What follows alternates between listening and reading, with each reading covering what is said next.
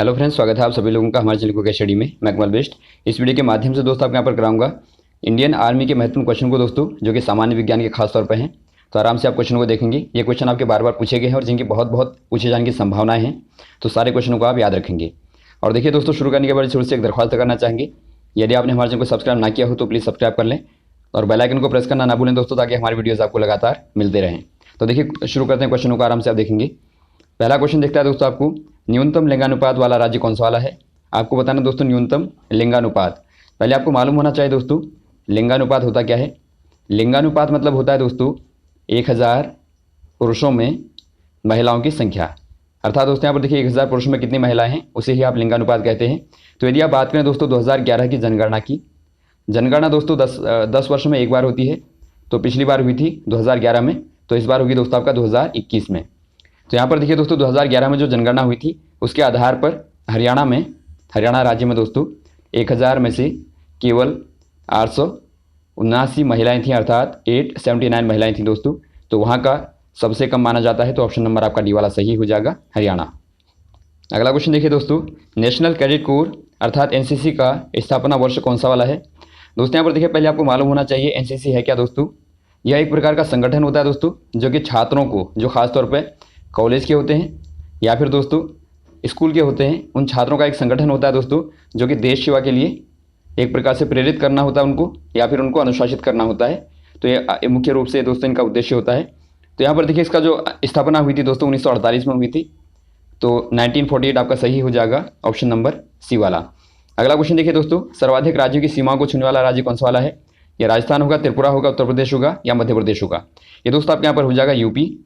यदि आप यूपी की बात करें दोस्तों, यूपी को देखें आप, तो यूपी जो है ये छूता है उत्तराखंड को, अर्थात यूके उत्तराखंड को, और छूता है दोस्तों नेपाल को। नेपाल तो चलो देश हो गया, नेपाल को भी छूता है। और ये छूता है आपका हिमाचल प्रदेश को, और झारखंड को, और दोस्तों बिहार को, और दिल्ली को।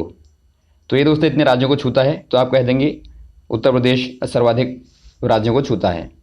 अगला क्वेश्चन देखिए दोस्तों, संयुक्त राष्ट्र संघ अर्थात यूएनओ में कितने अंग होते हैं। ये आपके 10 होंगे, 5 होंगे, 6 होंगे, 7 होंगे।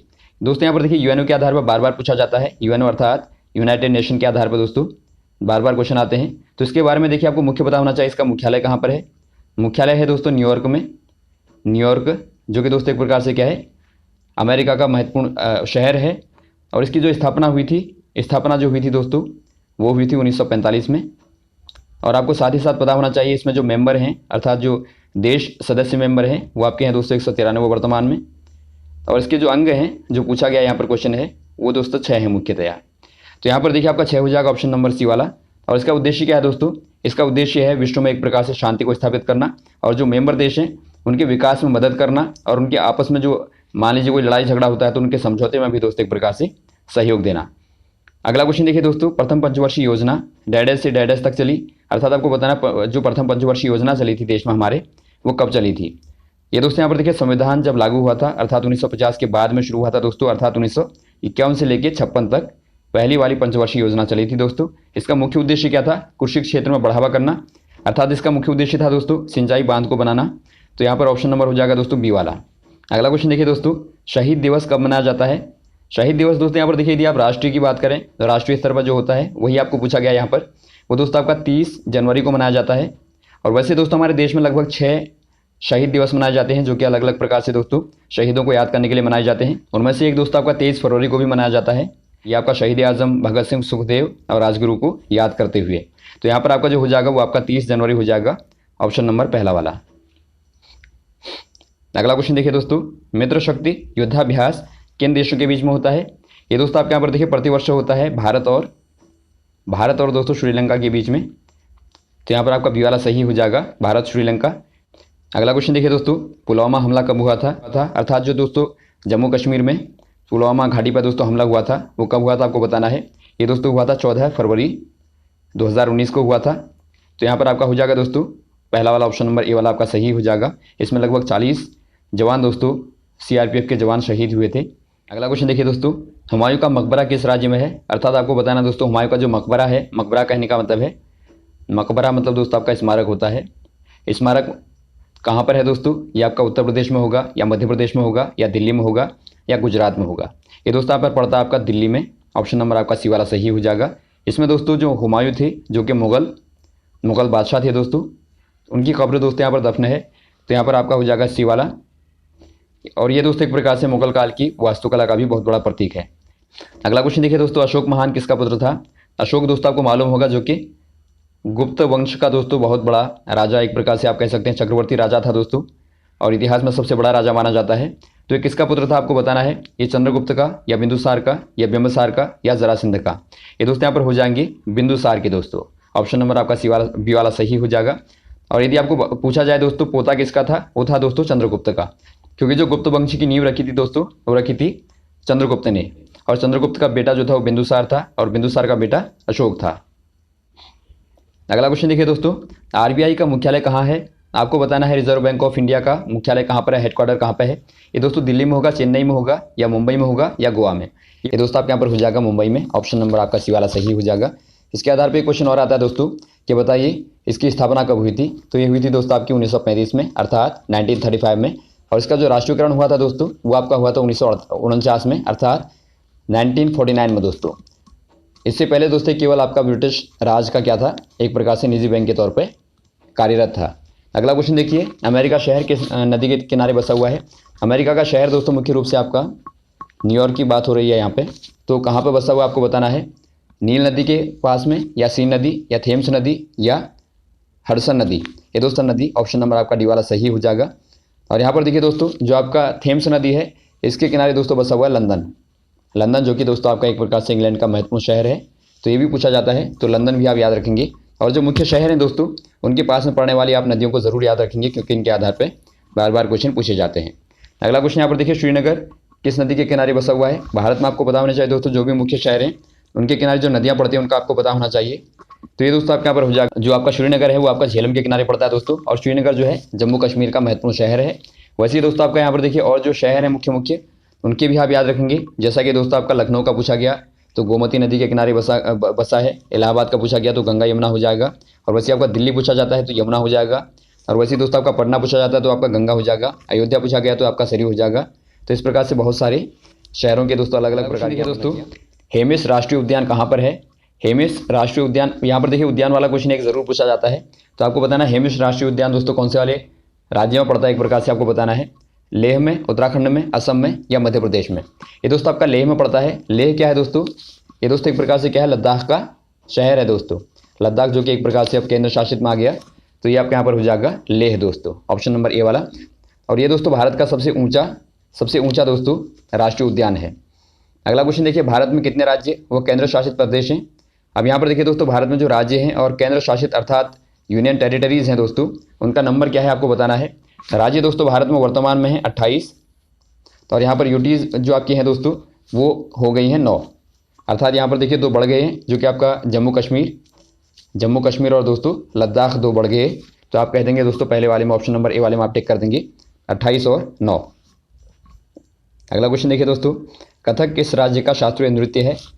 दोस्तों यहाँ पर देखिए एक आपको नृत्य के बारे में ज़रूर पूछा जाएगा। तो आप सभी राज्यों के मुख्य जो आपके नृत्य पढ़ते हैं उनको आप याद रखेंगे। कथक दोस्तों एक प्रकार से कहाँ का है? ये दोस्तों आपके यहाँ पर देखिए कथक जो है उत्तर प्रदेश का है दोस्तों। इसमें कहानियाँ कह के एक प्रकार से भाव भंगिमा की जाती हैं शरीर के द्वारा।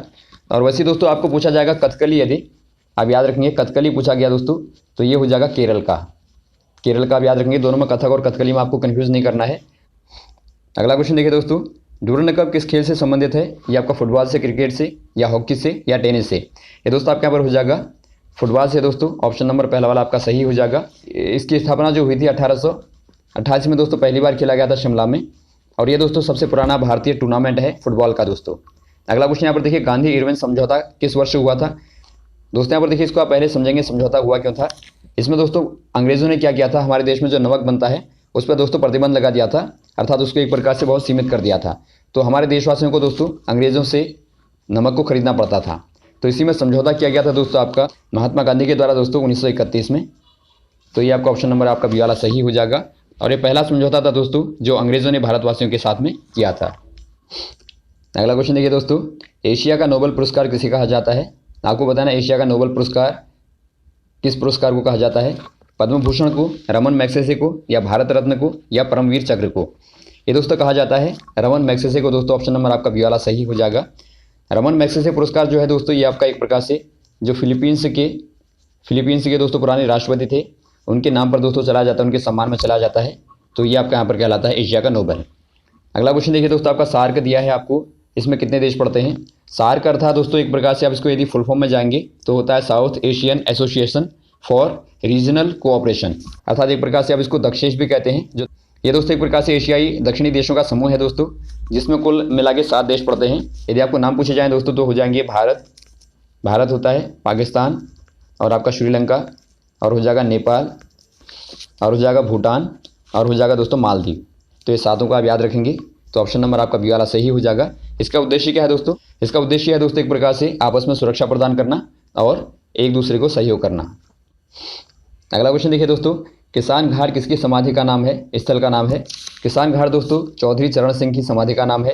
वैसे आपको पूछा जाता है दोस्तों राजघाट किसकी समाधि का नाम है? ये दोस्तों हो जाएगा महात्मा गांधी की समाधि का नाम। और वैसे आपको पूछा जाता है विजय घाट है दोस्तों लाल बहादुर शास्त्री की समाधि के स्थल का नाम। तो ये भी आप याद रखेंगे। अगला क्वेश्चन देखिए दोस्तों, वेल्थ ऑफ नेशन किसकी पुस्तक का नाम है? वेल्थ ऑफ नेशन अर्थात दोस्तों एक प्रकार से आप कह सकते हैं राष्ट्र का जो धन होता है, ये पुस्तक का नाम है, टाइटल है। तो ये किसकी पुस्तक है आपको बताना है। ये प्लेटो की हो जाएगी, या एड स्मिथ की हो जाएगी, या कार्ल मार्क्स की, या हिटलर की? ये दोस्तों यहाँ पर हो जाएगी एडम स्मिथ की दोस्तों। ऑप्शन नंबर आपका बी वाला सही हो जाएगा। ये दोस्तों एक दार्शनिक हैं, एक फिलोसोफर हैं दोस्तों इंग्लैंड के, तो इनकी ये पुस्तक है। तो ऑप्शन नंबर आपका बी वाला सही हो जाएगा, एडम स्मिथ। अगला क्वेश्चन देखिए दोस्तों, कांग्रेस की पहली महिला अध्यक्ष कौन थी? यदि कांग्रेस की पहली महिला अध्यक्ष कहें दोस्तों तो ये हो जाएंगी एनी बेसेंट। ऑप्शन नंबर आपका बी वाला सही हो जाएगा, एनी बेसेंट। यदि आपको प्रथम प्रधानमंत्री पूछा गया तो हो जाएंगी दोस्तों इंदिरा गांधी, और यदि आपको राज्यपाल पूछा गया तो हो जाएंगी सरोजनी नायडू। अगला क्वेश्चन देखिए दोस्तों, बास्केटबॉल में खिलाड़ियों की संख्या कितनी होती है? आपको बताना बास्केटबॉल में खिलाड़ियों की संख्या दोस्तों क्या होती है? 7 होती है, 5 होती है, 6 होती है, 11 होती है। इसमें दोस्तों 5 खिलाड़ी होते हैं, 5 खिलाड़ी होते हैं दोनों टीमों में। तो ऑप्शन नंबर आपका बी वाला सही हो जाएगा। वैसे ही दोस्तों आपको पूछा जाता है कबड्डी में दोस्तों आपके पढ़ते हैं 7, तो आप 7 प्लेयर कह देंगे। और वैसे ही दोस्तों आपको पूछा जाता है हॉकी का, जो कि हमारा राष्ट्रीय खेल भी है।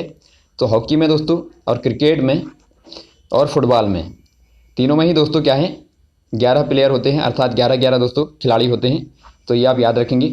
और वैसे दोस्तों यदि आप बात करें वॉलीबॉल की, तो वॉलीबॉल में कितने होते हैं दोस्तों? 6 प्लेयर होते हैं। तो यहाँ पर आप 6 प्लेयर कह देंगे।